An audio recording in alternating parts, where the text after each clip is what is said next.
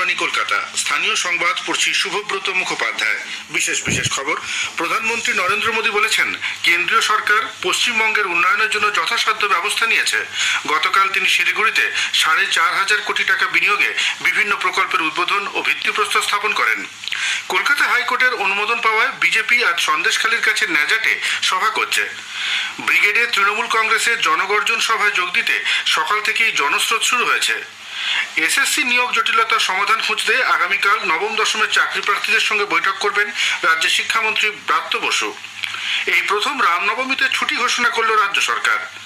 Mohun Bagan super giant এবং ইস্টবেঙ্গল আজ যুব ভারতী ক্রীড়াঙ্গনে আইএসএল ফুটবলের ফিরতি ম্যাচে মুখোমুখি হবে। আসছি বিস্তারিত খবরে। প্রধানমন্ত্রী নরেন্দ্র মোদী বলেছেন, কেন্দ্রীয় সরকার পশ্চিমবঙ্গের উন্নয়নের জন্য যথাসাধ্য ব্যবস্থা নিয়েছে। গতকাল শিলিগুড়িতে বিকশিত ভারত বিকশিত পশ্চিমবঙ্গ কর্মসূচিতে অংশগ্রহণ করে তিনি মোট 4,500 কোটি টাকা বিনিয়োগে বিভিন্ন প্রকল্পের উদ্বোধন ও ভিত্তিপ্রস্তর স্থাপন করেন। প্রধানমন্ত্রী অভিযোগ করেছেন, রাজ্যের শাসক দল 100 দিনের কাজে 25 লক্ষ ভুয়ো জব কার্ড তৈরি করে টাকা আত্মসাৎ করেছে। তিনি আশ্বস্ত করে বলেন, এনডিএ সরকার গরিব মানুষের উন্নয়নের জন্য বদ্ধপরিকর। শ্রী মোদী এও বলেন, স্বাধীনতার পর দীর্ঘদিন ধরে উত্তর পূর্ব ভারতের উন্নয়নে নজর দেওয়া হয়নি। 2014-র আগে পশ্চিমবঙ্গে যেখানে রেলের উন্নয়নে বরাদ্দ ছিল 4,000 কোটি টাকা, এনডিএ সরকারের আমলে তা বেড়ে হয়েছে 14,000 কোটি টাকা। नॉर्थ बंगाल में ट्रेनों की रफ्तार वैसी ही बढ़ाने का है जैसे पूरे देश में बढ़ाई जा रही है। अब तो नॉर्थ बंगाल से बांग्लादेश के लिए भी रेल कनेक्टिविटी शुरू हो गई है। न्यू जलपाईगुड़ी से ढाका छावनी तक मिताली एक्सप्रेस चल रही है। बांग्लादेश की सरकार के साथ मिलकर हम राधिकापुर स्टेशन तक कनेक्टिविटी बढ़ा रहे हैं। इस नेटवर्क के मजबूत होने से दोनों देशों की अर्थव्यवस्था और इस क्षेत्र में पर्यटन को खूब बढ़ावा मिलेगा। তিনি বলেন, প্রথমে বামফ্রন্ট সরকার এবং বর্তমানে তৃণমূল কংগ্রেস সরকারও উত্তরবঙ্গের সমস্যাগুলিকে উপেক্ষা করেছে। প্রধানমন্ত্রী জানান, কেন্দ্রীয় সরকার উত্তরবঙ্গের ছোট চা বাগানগুলির উন্নয়নে উদ্যোগ নিয়েছে। 40,000 ছোট চা বাগানের উন্নয়ন করা সরকারের মূল লক্ষ্য। ইতোমধ্যেই চা বাগানগুলিকে কিষাণ ক্রেডিট কার্ডের আওতায় আনা হয়েছে। साथियों, भाजपा के पास नॉर्थ बंगाल के विकास के लिए एक स्पष्ट रोड मैप है। हम यहाँ टी, टूरिज्म और टिम्बर से इससे जुड़े व्यवसाय को बढ़ावा देने में जुटे हैं।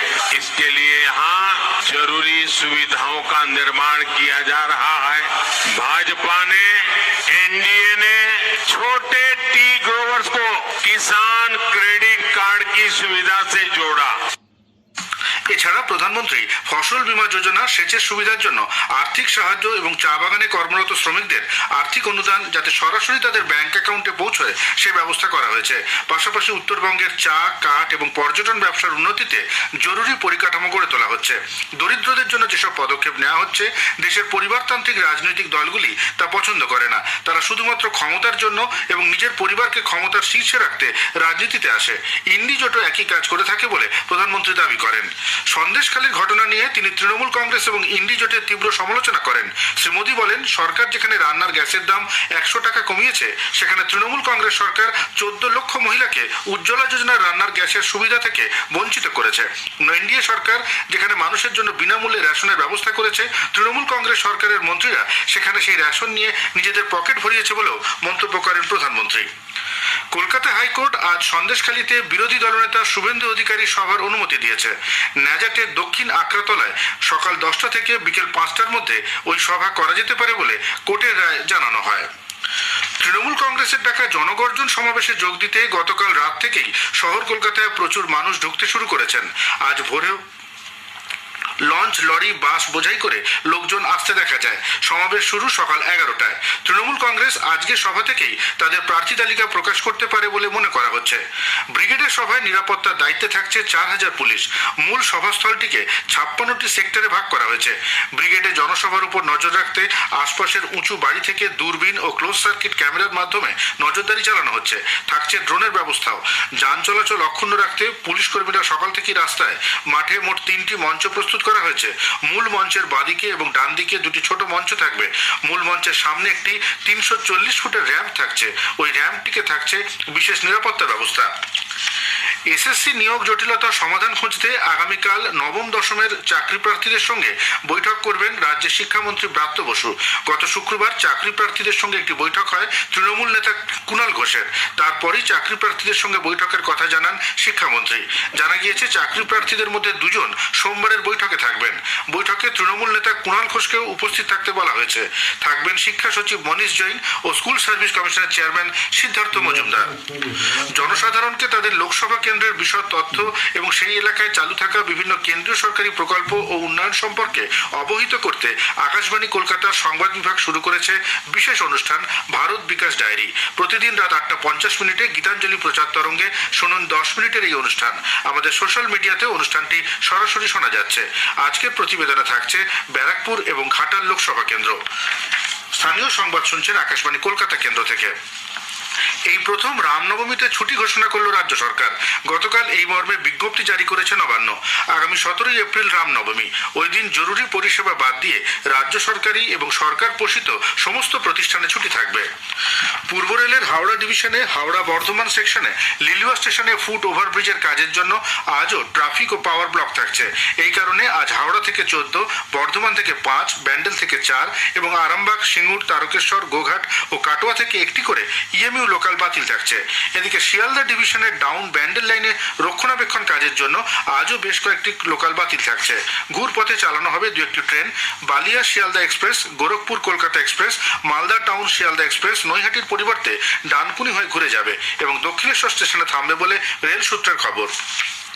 দক্ষিণ কলকাতার পর্ণশ্রী জয়রামপুর জলায় গতকাল স্ত্রী ও শ্বশুর শাশুড়িকে চপার দিয়ে কুপিয়ে খুন করার চেষ্টার অভিযোগে পুলিশ কৌশিক কোচার নামে মহাস্তলার এক বাসিন্দাকে গ্রেপ্তার করেছে।